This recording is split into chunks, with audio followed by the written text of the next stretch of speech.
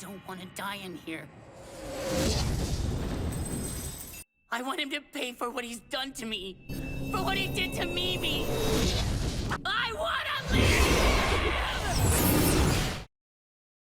Yo, what's good everybody, it's Oni, and today I want to start a new series. So since the last video I posted was a Deadman Wonderland video, I figured that I would keep the train going with the new project. Since you clicked this video, you can most likely already tell, but this series is going to be all about the Branch of Sins in Deadman Wonderland explained.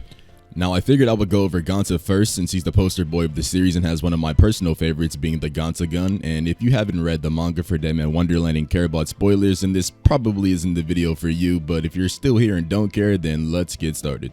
Now of course Ganta, being a dead man, has the ability to freely manipulate his blood outside of his body in the form of the Ganta Gun. Now to use this ability, Ganta would usually bite into his thumb to force the blood out of his body and gather it into his palms.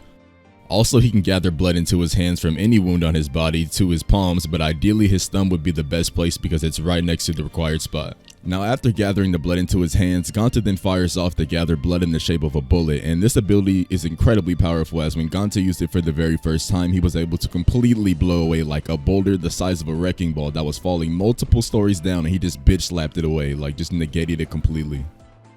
The strength of Ganta's bullets depends on how much blood he puts into them, but he doesn't necessarily need to pump all of his blood into a bullet just to do damage because there's multiple ways for him to effectively use this ability.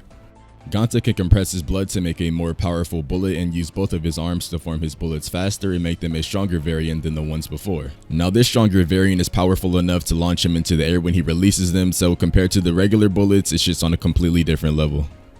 After training with Senji, aka Crow, Ganta is able to evolve his Ganta Gun and learn shape control over his ability. Compared to how he would use it before, this is way more effective because Ganta would just gather the blood needed for an attack and fire it off how it was. This was a needed evolution for the Ganta Gun because the weakness of the Ganta Gun stems from it being a long-ranged ability, and compared to the other mid-range users like Crow or Karako who can absorb their blood back into their bodies, Ganta cannot restore his blood or keep it in check, meaning that anemia has a greater effect on him than others. So to combat anemia, his bullets went from being more round to a more spike-like shape resembling a bullet. Now this change in bullet shape also led to another upgrade for his ability, that being called the Supersonic Ganta Gun, and at this point in the story, Ganta has way more control over his ability. Since his bullets are now smaller and slimmer than his old ones, the bullets travel at a much faster speed and can be fired in rapid succession. Using Supersonic, his Ganta Gun is able to pierce through objects and opponents and is effective enough to even overpower the Worm Eater weapons that are made to negate the abilities of the Branch of Sin users. Now onto the Gamba Gun. During his fight with Izuma Genkaku, Ganta discovers an improved version of his Ganta Gun. This version has a faster and much more powerful bullet that causes patterned black lines to cover his body. Unless you're an anime watcher, then it's like a shiny pink looking kind of thing. Anyway, Ganta Gun bullets look slightly different than a regular Ganta Gun bullet, looking like a bigger, darker, amped up version, and when the bullet hits its target, it expands and rapidly explodes, causing a great amount of damage. And it turns out Ganta's first use of this variant was by complete accident.